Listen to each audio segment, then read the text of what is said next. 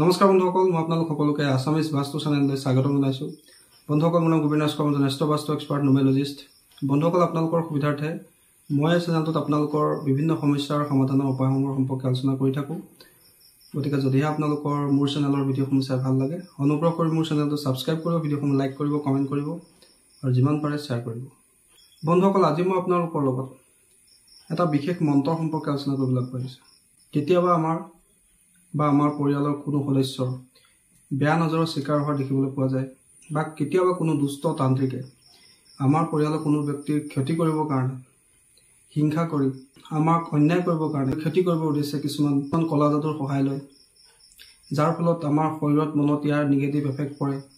আমাৰ মন ভালে নাথাকে, একো কৰিবলৈ মন নাযায়, শৰীৰত এটাৰ পিছত এটা ৰোগ দেখা দিয়ে, সকলো কাৰ্যতে বাধা উৎপন্ন হয়, একো কৰি আমাৰ শান্তি নালাগে, মনৰ ভিতৰত এটা বেলেগ ধৰণৰ অশান্তিয়ে বিৰাজ কৰে।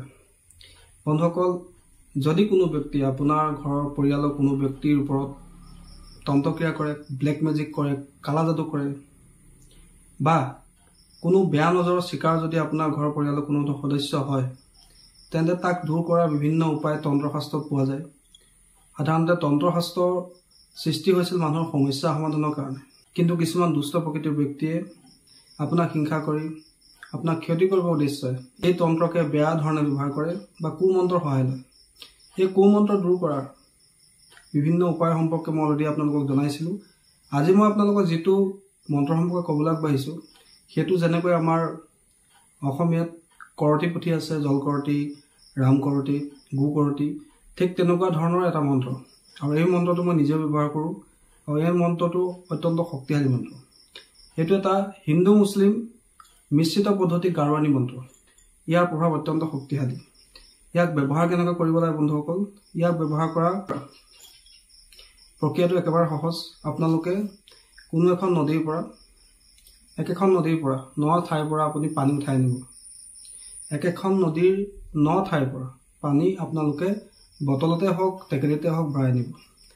আনি লৈ এই মন্ত্ৰটো আপোনালোকে 3বাৰ পাঠ কৰি 3টা ফু দি সেই পানীখিনি যিজন ব্যক্তিৰ ওপৰত নজৰ দুখৰ প্ৰভাৱ আছে, যিজন ব্যক্তিৰ ওপৰত ব্লেক মেজিক কৰা হৈছে বা তন্ত্ৰক্ৰিয়া কৰা হৈছে, সেই ব্যক্তিজনক 3 দিন আপোনালোকে গা ধুৱাই দিব, আৰু লগতে 3 চলু পানী গা ধোৱাৰ সময়ত খাবলৈ দিব। আৰু যেতিয়া আপোনালোকে এই মন্ত্ৰটো ইউজ কৰিব, তেতিয়া আপোনালোকে সেই পানীত 5টা তুলসী পাত আৰু 5ডাল দুবৰি বন দি দিবলৈ নাপাহৰিব।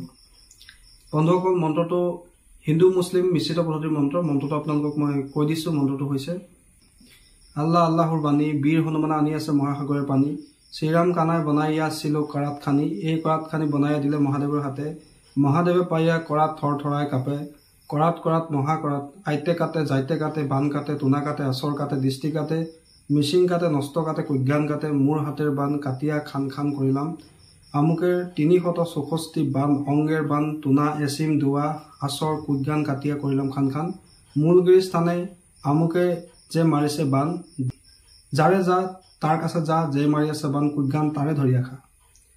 বন্ধুসকল, মন্ত্ৰটো আকৌ শুনি লওক। আল্লাহ আল্লাহৰ বাণী, বীৰ হনুমানে আনি আছে মহাসাগৰৰ পানী, শ্ৰীৰাম কানাই বনাইছিল কৰাত খানি বনাইয়া দিলে মহাদেৱৰ হাতে, মহাদেৱে পাইয়া কৰাত থৰ থৰাই কাপে, কৰাত কৰাত মহা কৰাত, আইতে কাটে যাইতে কাটে, বান কাটে তোনা কাটে, আচৰ কাটে দৃষ্টি কাটে, মিচিং কাটে নষ্ট কাটে, কুজ্ঞান কাটে, মোৰ হাতেৰ বান কাটিয়া খান খান কৰিলাম, আমুকেৰ 364 বান, অংগেৰ বান, তোনা এচিম দোৱা, আচৰ কুজ্ঞান কাটিয়া কৰিলাম খান খান, মূলগিৰি স্থানে আমুকে যে মাৰিছে বান, যাৰে যা তাৰ কাছে যা, যে মাৰি আছে বান, কুজ্ঞান তাৰে ধৰি আখা।